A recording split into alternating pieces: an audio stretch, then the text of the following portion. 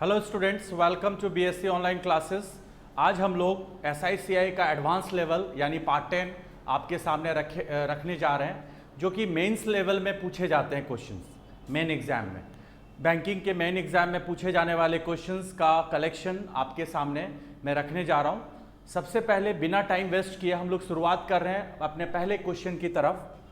First question है, आप जैसे कि देख सकते हो ये कुछ डायरेक्शंस दिया हुआ है। इस तरह के क्वेश्चन मेंस एग्जाम में पूछे जाते हैं, पूछे गए हैं। कह रहा है कि a person invested ₹20,000 in a bank which is offering 10% per annum SI. After 2 years he withdrew the money from the bank and deposited the total amount in another bank which gives an interest rate of R% per annum compounded annually. After 2 years he received an amount of ₹2460 more than what he had invested in that bank. देखो, बड़े पहले ध्यान से directions पढ़ना चाहिए आप बच्चों को।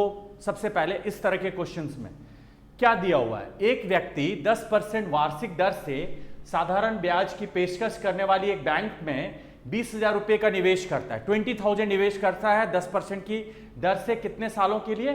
2 साल के लिए। 2 वर्ष बाद वह बैंक से धन निकाल लेता है। धन निकाल लिया 2 साल बाद, और कुल राशि अन्य बैंक में जमा करता है। जो भी टोटल राशि आया ना उसके पास अमाउंट, वो फिर दूसरे बैंक में जमा करता है। और बैंक जो दूसरी बैंक है ना वो R% उसको ऑफर करती है रेट ऑफ इंटरेस्ट, लेकिन वहां पे उसे क्या मिला? CI मिला, कंपाउंड इंटरेस्ट। ठीक है, वह बैंक में निवेश की गई राशि से 2460 रुपए अधिक मिश्रधन प्राप्त करता है। तो आपको पता करना है कि R का मान क्या होगा। कंपाउंडेड उसको मिला है, कंपाउंडेड दूसरे बैंक में जब उसने जमा किया। देखो, बड़े प्रेम से इस क्वेश्चन को पहले हम लोग बनाते हैं। वैल्यू ऑफ R पता करना है सबसे पहले। तो सबसे पहले ये क्वेश्चन को मैं मिनिमाइज कर देता हूं क्योंकि इसका यूज थोड़ी देर बाद होने वाला है। सबसे पहले हमें इस क्वेश्चन पे फोकस करना है, ये वाले क्वेश्चन पे वैल्यू ऑफ R निकालना है। तो सबसे पहले एक काम करेंगे, 20,000 है, 10% का रेट है, तो 2 साल में उसे कितना मिलेगा ये पहले पता करो कि 2 इयर्स में उसे इंटरेस्ट कितना मिलेगा। SI है तो 200 इंटू 20 मतलब 10 इंटू 2, ठीक है। 4,000 मिलेगा सिंपल इंटरेस्ट, 4,000 मिलेगा SI, मिला ना। अब अमाउंट उसे कितना मिलेगा? अमाउंट 20,000 पहले से था, 4,000 इंटरेस्ट ऐड हो गया, यानी 24,000 अमाउंट हो गया। अब इसी अमाउंट को उसने क्या किया? दूसरे बैंक में जमा कर दिया, और वहां पे रेट ऑफ इंटरेस्ट उसे R% ऑफर किया जा रहा है, लेकिन कंपाउंड इंटरेस्ट पे उसने इन्वेस्ट किया है, CI 2460। तो देखो, अगर आप इसे फॉर्मूला से बनाओगे तो बेशक फॉर्मूला से भी ये सॉल्व किया जा सकता है, या टेक्निकली बनाओगे यानी लॉजिकली, तो उससे आप लोग फटाफट आंसरिंग कर सकते हो। 2460 है। तो मैंने लास्ट वीडियोस में बताया था कि जब भी इस तरह का इंटरेस्ट रहे तो CI का रहे तो इस तरह से तोड़ना। 1200 में तोड़ सकते हैं, 1200 2400 और 60 2460 ना हुआ टोटल कंपाउंड इंटरेस्ट, यही ना था। यहां से अपन को रेट मिल जाएगा, रेट R 5% ना। 1200 जो है 24,000 का कितना परसेंट है? 5%। वो यहां भी फुलफिल हो रहा है, 5%, ये भी है, 60 भी है। 1200 का कितना परसेंट? 5%। यानी कुल मिला के रेट का वैल्यू क्या होना चाहिए? 5%। तो इस तरह से आप क्विकली आंसरिंग कर सकते हो एग्जाम में। ओके, तो ये तो मैंने लॉजिक बता दिया। बोलोगे नहीं सर, ये अगर हमें करना नहीं आया तो क्या करेंगे, कैसे सॉल्व करेंगे? तब आप बेशक फॉर्मूला लगा सकते हो, कंपाउंड इंटरेस्ट का formula P × 1 + R/100 to the power n - 1, जो कि लॉन्ग हो जाएगा। ओके, तो लॉन्ग से बचने के लिए शॉर्टकट मैंने फिर से एक बार रिपीट करता हूं। एक तो फॉर्मूला लगा के यू कैन आंसर, और दूसरा चीज है कि आप लॉजिकली इसको सॉल्व कर सकते हो। कैसे मैंने ब्रेक किया 2460 को?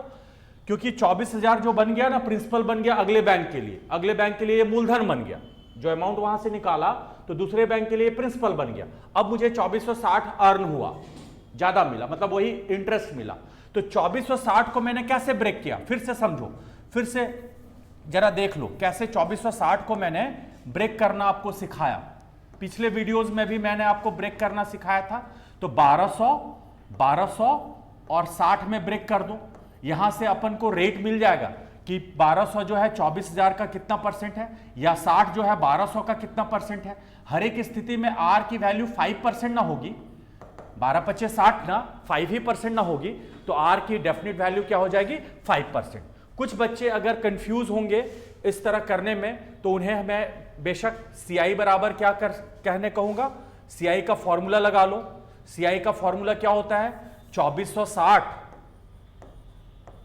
प्रिंसिपल क्या रखोगे, 24,000 into 1 plus R by 100 power 2 minus 1।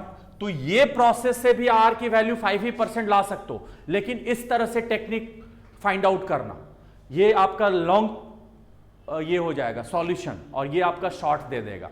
तो इस तरह से R की वैल्यू हम लोग पता कर सकते हैं, और इस तरह के क्वेश्चन डेफिनेटली मेंस एग्जाम में पूछे जाते हैं, मुख्य परीक्षा में, वो भी बैंक के।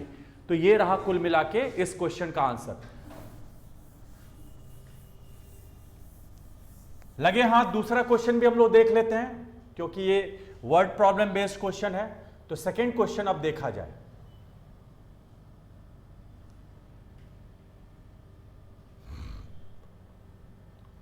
आपके सामने ये सेकेंड क्वेश्चन पेश किया जा रहा है। अब देखो, फर्स्ट क्वेश्चन तो हम लोग कर बैठे, अब बारी है सेकेंड क्वेश्चन को करने की।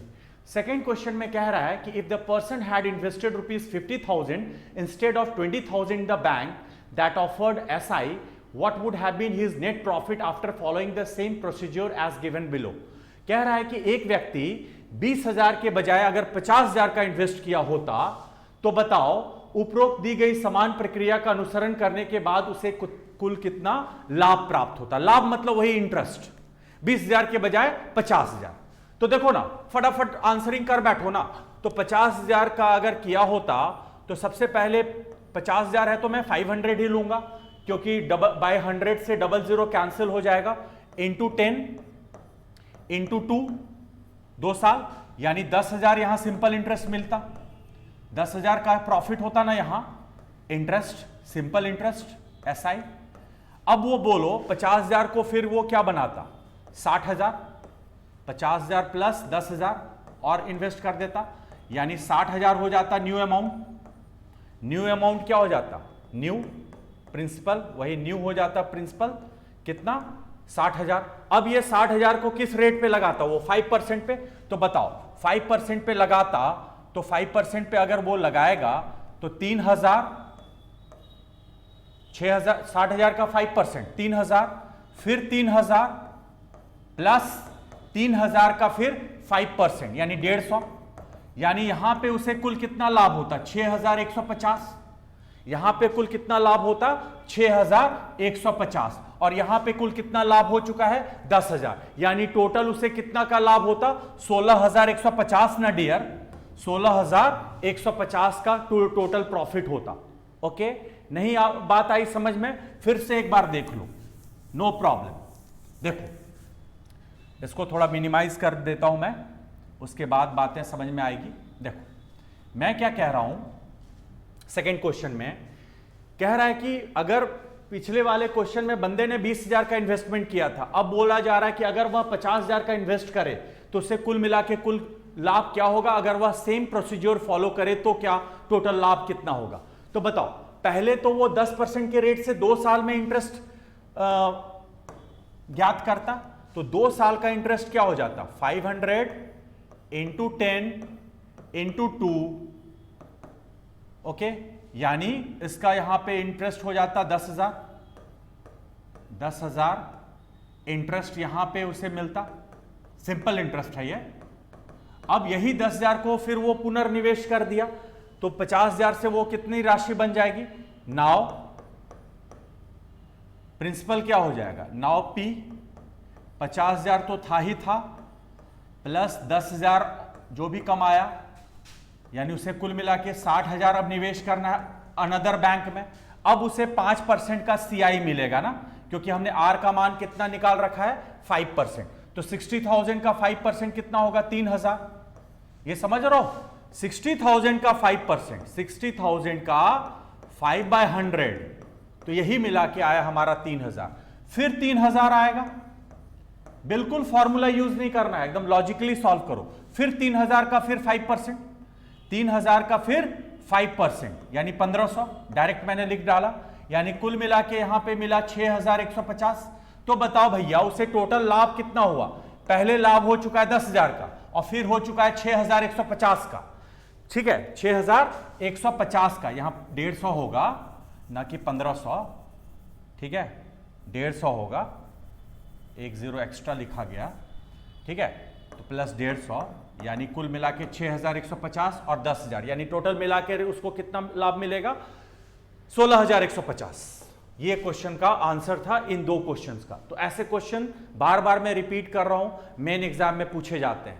तो गेट रेडी, ओके, तैयार रहना। अब अगले क्वेश्चन की तरफ बढ़ते हैं। नेक्स्ट क्वेश्चन,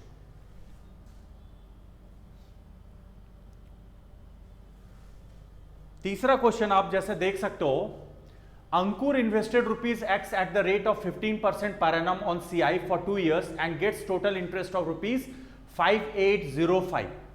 ठीक है, अंकुर ने एक्स कोई धनराशि थी, ब्याज की 15% वार्षिक दर पर 2 वर्षों के लिए निवेश करता है और कुल 5805 रुपए ब्याज प्राप्त करता है। ठीक है, यदि अंकुर एक्स प्लस 7,000 रुपए की धनराशि अन्य 2 वर्षों के लिए अतिरिक्त 5% ब्याज दर पर निवेश करता है तो इस निवेश पर सीआई कितना होगा? यह सवाल है। Ankur invested rupees X at the rate of 15% per annum on CI for 2 years and gets total interest of rupees 5805। If Ankur invest rupees X, जो भी एक्स की वैल्यू निकालोगे ना उसमें 7,000 और आपको ऐड करना है अनदर इन्वेस्टमेंट के लिए for another 2 year at additional rate of 5%। Additional rate of 5% मतलब पहले का रेट था 15%, अब एडिशनल रेट ऑफ 5% का मतलब हो जाएगा 20% पे, 20%। Then what will be the CI on that investment? आपको पता करना है क्वेश्चन के अंत में कि कंपाउंड इंटरेस्ट कितना प्राप्त होगा फाइनली लास्ट में। ओके, तो सबसे पहले डियर स्टूडेंट्स हम लोग पता करना चाहेंगे एक्स की वैल्यू, यानी इन्वेस्टमेंट, इनिशियल इन्वेस्टमेंट, एक्स की वैल्यू पहले वो पता करो। तो देखो 15% का अगर रेट ऑफ इंटरेस्ट हो, 15% का, मैं बार बार कहता हूं बच्चों से, 15% का अगर सीआई है तो 2 साल में कितना बन जाएगा? 32.25%। मैंने कहा था लास्ट फर्स्ट वीडियो में कि 10% का रेट ऑफ इंटरेस्ट होगा सीआई पे तो 21% हो जाएगा 2 साल में। 15% का होगा तो 2 साल में 32.25% हो जाएगा। एक तो बेशक आप फॉर्मूला से भी बना सकते हो, मैं बार बार कह रहा हूं फॉर्मूला से भी बना सकते हो या लॉजिकली बना सकते हो। बोलोगे बच्चे, कुछ बच्चे बोल रहे हैं सर फॉर्मूला से कैसे बनाएंगे? फॉर्मूला से बड़ा आसान हो जाएगा बनाना। देखो कैसे, फॉर्मूला अगर लेके चलोगे, पहले मैं फॉर्मूला से ही आपको सजेस्ट करता हूं ताकि बचपन वाली दिन याद आ जाए, स्कूल डेज वाली दिन। सीआई कितना दिया हुआ है? 5850, तो लिखो प्यार से 5850, सॉरी 5805 नॉट 50, 5805 है ना, राइट। पी निकालना है, वही एक्स 1 + R/100। रेट कितना दे रखा है? 15%, तो 15% मतलब 3/20 लिख दूं, 15/100 मतलब 3/20। पावर कितना डाल दूं? 2, 2 साल है, -1 ना, यही ना फॉर्मूला होता है डियर सीआई का। सीआई का यही फॉर्मूला हम लोग बचपन से देखते आए हैं। तो इस फॉर्मूला की भी मदद से आप पी निकाल सकते हो। पी मतलब एक्स ही तो यहां पी है, इन्वेस्टमेंट प्रिंसिपल, तो वो भी निकाल सकते हो। चलो इससे भी निकाल के दिखा ही देता हूं। 5805 इक्वल्स टू, इसको 20 + 3, 23 का स्क्वायर 529/400 यानी P इंटू 529 - 400 यानी 129/400। आ रही है बात समझ में? 129/400 भी लिख सकते हैं आफ्टर सॉल्विंग दिस पार्ट। इतना तो सॉल्व करना हर बच्चे को आता ही, ठीक है। 120 स्क्वायर था इसलिए 23 का स्क्वायर 529 हुआ और 20 का स्क्वायर 400 हुआ, तो 529 - 400 इज 129/400। अब देखो कंप्लीटली ये कटेगा क्योंकि सारे ऑप्शन हमारे इंटीजर्स में है, डेसिमल का कोई अता पता नहीं है, तो एकदम मान के चलना बेशक कि ये कटने वाला है। ओके, चलो 129 से ही काट लेते हैं एक ही बार। 129 चौके 480 और 516 और फिर 516 64, 129 पचे 645, 129 पचे 645 होता है, ठीक है, क्योंकि 13 पचे 65, तो 650 में 5 घटा दो तो 645। तो यानी P की वैल्यू हो जाएगी 45 × 400 यानी 18,000। यही ना डियर मेरे X की वैल्यू निकल गई। यही x की वैल्यू निकल गई। मैं बार बार कह रहा हूं ऐसे क्वेश्चन मेंस एग्जाम के लिए, मुख्य परीक्षा के लिए ज्यादा इंपॉर्टेंट है। ओके, अब बोलता है कि यदि अंकुर x प्लस 7,000 रुपए की धनराशि, नाउ निवेश कितना हो जाएगा, नाउ निवेश, इन्वेस्टमेंट वही निवेश, x प्लस 7,000 यानी x प्लस 7,000 करना है, 18,000 पुट कर दो x के प्लेस पे, प्लस 7,000 यानी 25,000 ना इन्वेस्टमेंट। नाउ इन्वेस्टमेंट कितना है 25,000, 18,000 प्लस 7,000 25,000। अब 5% अतिरिक्त ब्याज की दर पर, 5% अतिरिक्त ब्याज की दर पर additional rate, now rate will be कितना 20%। नाउ रेट, सीआई का रेट कितना हो जाएगा 15 प्लस 5 20% ना, पहले से ही 15% था, 5% और एडिशनल रेट दिया यानी नाउ रेट 20%। अब बोलो डंके की चोट पे हम लोग कंपाउंड इंटरेस्ट निकाल सकते हैं फटाफट, यस निकाल सकते हैं। 2 साल के लिए कितना कंपाउंड इंटरेस्ट जनरेट होगा बोलो, 20% मतलब 1/5, 25,000 का 1/5 कितना होगा 5,000, फिर 5,000 प्लस 5,000 का ना फिर 1/5 वही फिर से, यानी टोटल कंपाउंड इंटरेस्ट कितना होगा 11,000 ना, कितना कंपाउंड इंटरेस्ट टोटल होगा 11,000, यही सीआई हो जाएगा। ये 5,000 कैसे आया, एक्चुअली 25,000 का मैंने 20% आपको निकाल के दिया, 5,000 ये मैंने रफ कर दिया, ठीक है। तो यही टोटल सीआई होगा, सीआई कंपाउंड इंटरेस्ट। कितना हजार का कंपाउंड इंटरेस्ट मिलेगा उससे 11,000 का, जो कि किस ऑप्शन में आपको डेफिनेटली नजर आ रहा है, second option. Second option is right answer. तो be careful for that kind of question, सावधान रहना ऐसे क्वेश्चंस पे।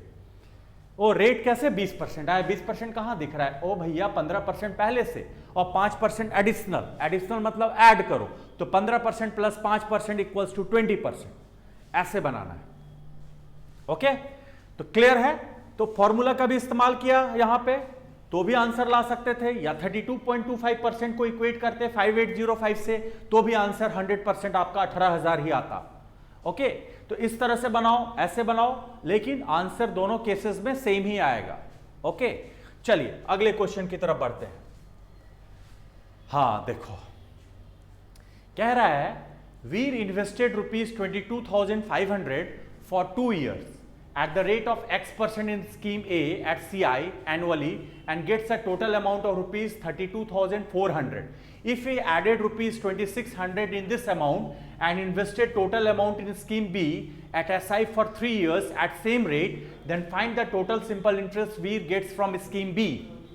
कह रहा है CI की दर, वीर 22,500 रुपए की निवेश 2 वर्ष के लिए वार्षिक संयोजित सीआई की दर पर X% दर पर योजना ए में करता है और कुल 32,400 रुपए का मिश्रधन प्राप्त करता है, मिश्रधन अमाउंट। यदि वह इस मिश्रधन में 2,600 रुपए मिलाता है और कुल राशि 3 वर्ष के लिए योजना बी में एसआई की समान दर पर निवेश करता है, तो योजना बी से वीर द्वारा प्राप्त कुल एसआई ज्ञात कीजिए। देखने में तो क्वेश्चन बहुत बिग लग रहा होगा, बड़ा लग रहा हो, लेकिन जब आप शांत दिमाग से इसे सॉल्व करने बैठोगे तो बड़ा ही आसान हो जाएगा सॉल्यूशन। ओके, मैं वही कह रहा हूं, बड़ा आसान हो जाएगा इसका सॉल्यूशन। जरा देखते हैं कैसे इसको सॉल्व किया जाए। अमाउंट का ही डायरेक्ट फॉर्मूला लगा लो। सीआई का अमाउंट कितना हो जाता है 32,400, तो यहां लिखो 32400, 32,400 अमाउंट दिया हुआ है, इक्वल्स टू प्रिंसिपल कितना दिया हुआ है 22,500, 22,500 ओके, इनटू 1 प्लस रेट का वैल्यू क्या दिया x, पहले x निकाल लो, x/100 कितने सालों के लिए 2 साल के लिए। ये तो फॉर्मूला आप बच्चों को पता ही है, अमाउंट बराबर p इंटू 1 प्लस r/100 का पावर n, n की वैल्यू कितनी है 2 years।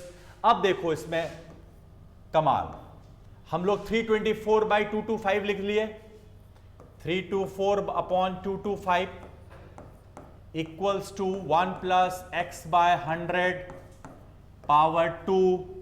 ओके, अब बताओ डियर 324 और 225 किसका स्क्वायर रूट होगा, क्योंकि इधर स्क्वायर है तो इधर स्क्वायर रूट जाएगा, तो 18/15 भी तो लिख सकते हैं इसको, 1 प्लस x/100 को इधर स्क्वायर स्क्वायर रूट हो गया तो 18/15।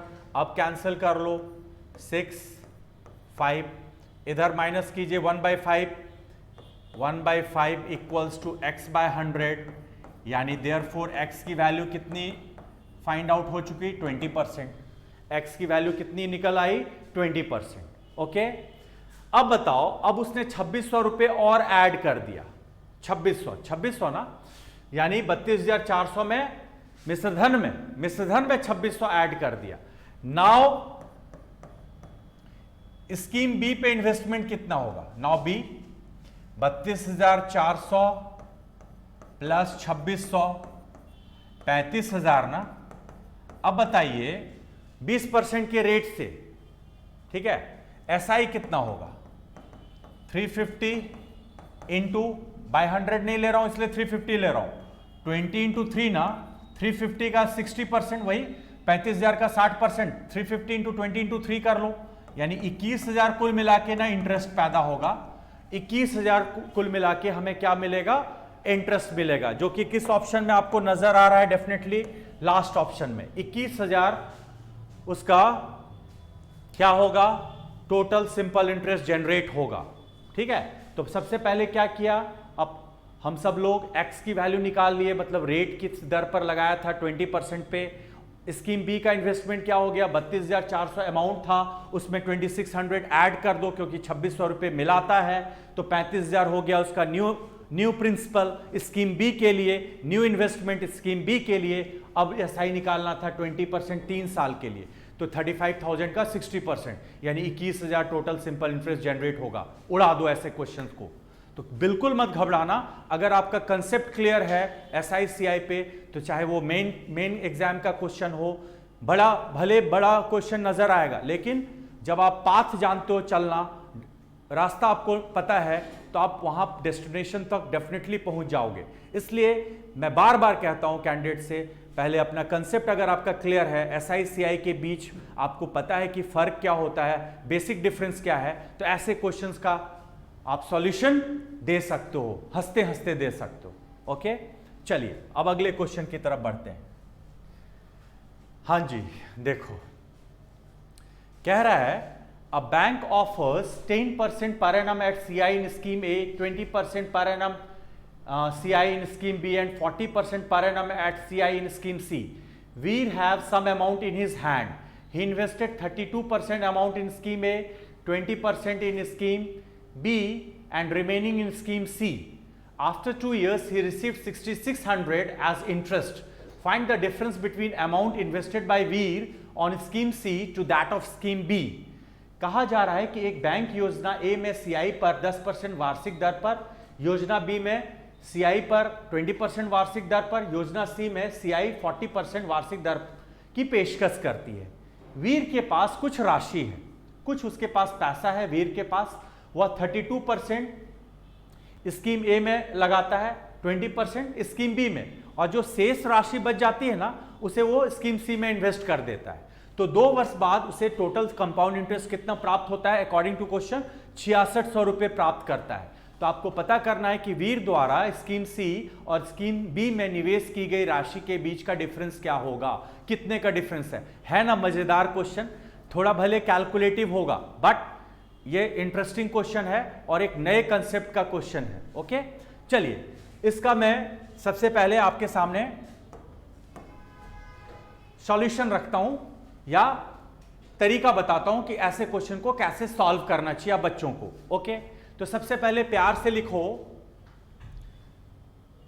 ए इन्वेस्टमेंट है स्कीम ए, स्कीम बी, स्कीम सी। अब बताओ इन्वेस्टमेंट जो किया उसने, निवेश इन्वेस्टमेंट, ठीक है, ए में कितना % इन्वेस्ट किया? मान लो उसके पास कुल मिला के 100 रुपया था, तो 100 रुपया में उसने कितना इन्वेस्ट किया है स्कीम ए में? 32%, मतलब 32%, 32 यूनिट इन्वेस्ट किया। बी में उसने कितना इन्वेस्ट किया?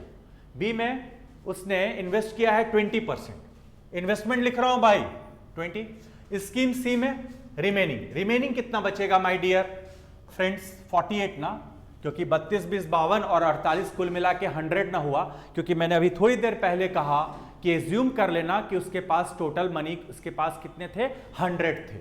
तो 100 में 32 इसमें किया, 20 इसमें किया, तो 48 इसमें करेगा। अब बताओ जरा स्कीम ए का रेट ऑफ इंटरेस्ट कितना है? 10%। अब जरा देख लो फटाफट, एक चीज मैं आपको यहां क्लियर कर देता हूं। जब कभी भी रेट 10% हो तो 2 साल में ये कितना परसेंट बन जाएगा? 21%। याद रखना, याद करके बैठना एग्जाम में। 10% का रेट हो, कंपाउंड इंटरेस्ट हो, तो 2 इयर्स में इट विल बिकम 21%। 20% हो तो 44%। मैं पहले लेक्चर में ये बता भी चुका हूं कंपाउंड इंटरेस्ट का, कि 20% का रेट ऑफ इंटरेस्ट हो तो 2 साल में 44% हो जाएगा, 2 साल का। प्लीज इसको याद करके बैठना एग्जाम में, हमेशा आपका टाइम को सेव कराएगा। अब बताओ 40% का अगर कंपाउंड इंटरेस्ट हो तो 2 साल में कितना हो जाएगा? 96%। ठीक है, एकदम बेशक 21%, 96%, 44%, 2 साल का। तो बताओ यहां पे मैं अब इंटरेस्ट लिख रहा हूं, वो रफ किया मैंने, मतलब समझाने के लिए उतना काम कर दिया। इंटरेस्ट लिख रहा हूं तो बोलो 10% है तो 21% हो जाएगा। वहां पे बी पे है कितना? 20%। 20% per annum at CI at in scheme B ना, तो यहां 44% से मल्टीप्लाई करेंगे और यहां 96% से ना मल्टीप्लाई करेंगे। बस अब इसको वैल्यू में बदल लो, इंटरेस्ट को, ये तो परसेंट में है, इसको वैल्यू में बदलेंगे कैसे? इनटू करा के ना, इनटू करा देंगे ना, इससे शॉर्टकट नहीं आप कर पाओगे। तो यही शॉर्टकट मैं आपको बता रहा हूं कि यहां पे ऐसे कितना इंटरेस्ट जनरेट होगा। तो 32 इंटू 21 करो, 32 दूनी 64, 640 और 32 672, 32 गुना 21 कर रहे हैं। ठीक है, तो 21 दिया 63, 630, 630 और 52। ठीक है, 32 गुना 20, 32 गुना 20 कितना हुआ? 32 दूनी 64, 640, 640 और 32 672, चूंकि परसेंट है तो बाय 100 यानी 6.72 होगा यहां पे जनरेट। बस करते जाओ प्यार से, इसको काटना मत, क्योंकि ये ओरिजिनल इन्वेस्टमेंट है। ओके सॉरी, प्लस 44 टू जा 88, 880, यानी यहां पे 8.8 मिलेगा, परसेंट है 8.8। क्लियर? अब यहां देखो 96 इंटू 48 है, तो 96 इंटू 48, 96 इंटू 48 कर लो फटाफट। 6 8 जा 48, 8 4 76, 6 4 जा 24, 9 4 जा 36 प्लस 2 38, यानी 0। ओके 46 46.08, 46.08। अब बाबू इन सबको ऐड कर लो, जरा देखते हैं कितना आना चाहिए आंसर, ये कितना इंटरेस्ट होना चाहिए इस तरह से। तो 8 पैसा और 72 पैसा, 80 पैसा तो हो गया, 80 80 160, यानी 0.6 तो होगा। 1 रुपया आपका कैरी है, देखो 6 8 14, 14 और 46, 60, 60 और 1 61 ना, तो 61.6 ना आ रहा है कुल मिला के, 61.6। बट अकॉर्डिंग टू क्वेश्चन वो किसके इक्वल है? 6600। 61.6 यूनिट ना टोटल इंटरेस्ट जनरेट हुआ, 61.6। फिर से एक दफा फिर से देख लो, 6 8 14, 14 46 60, 60 और 80, 80 पैसा 80 पैसा 160, तो 60 और 160, 61 रुपया 60 पैसा।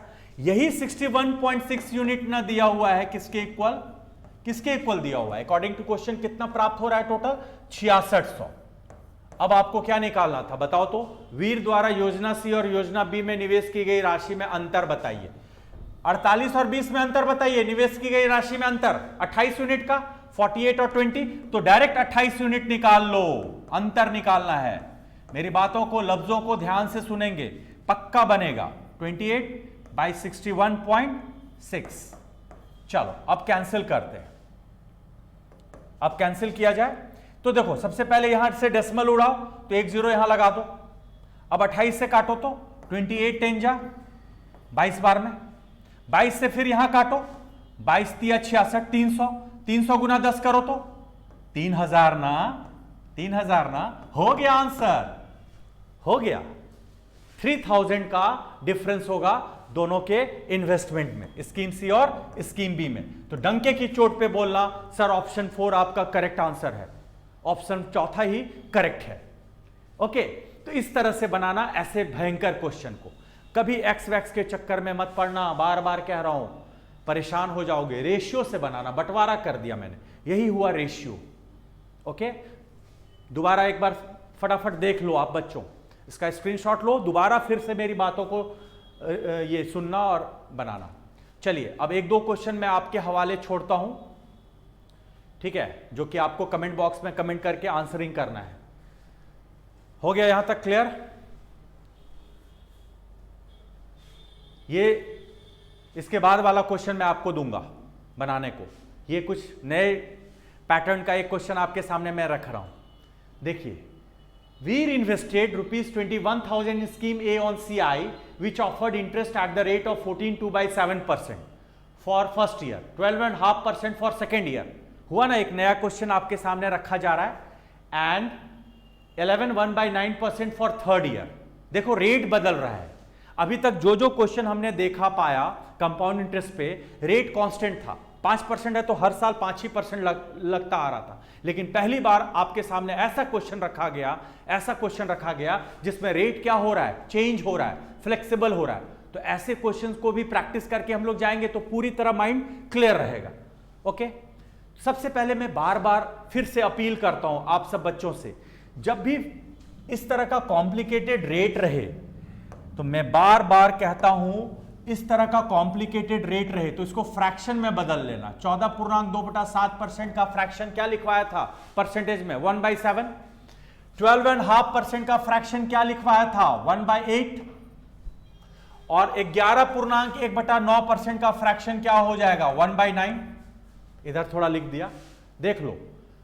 14.2/7% का फ्रैक्शन 1/7, 12.5% का फ्रैक्शन 1/8 एंड 1/9% का फ्रैक्शन 1/9।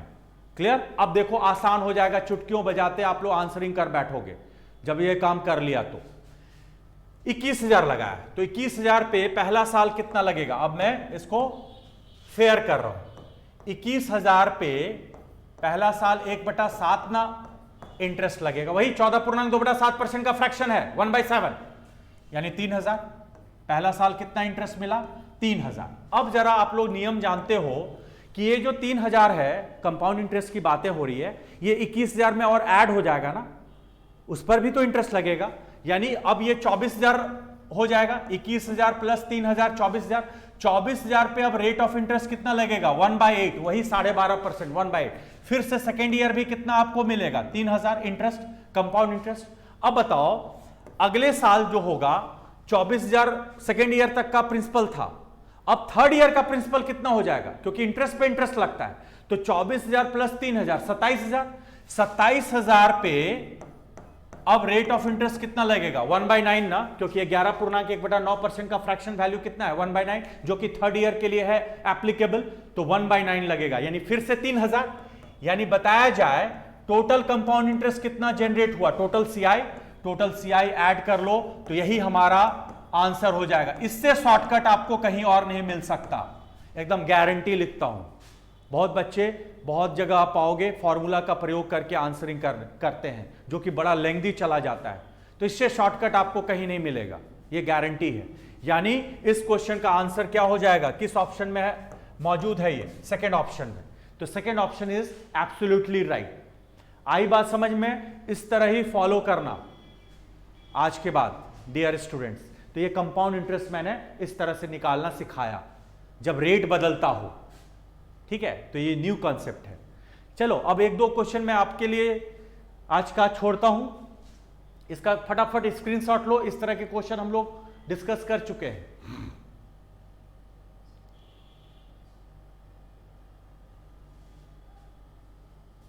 जल्दी बनाइए, जल्दी इसका ये लीजिए।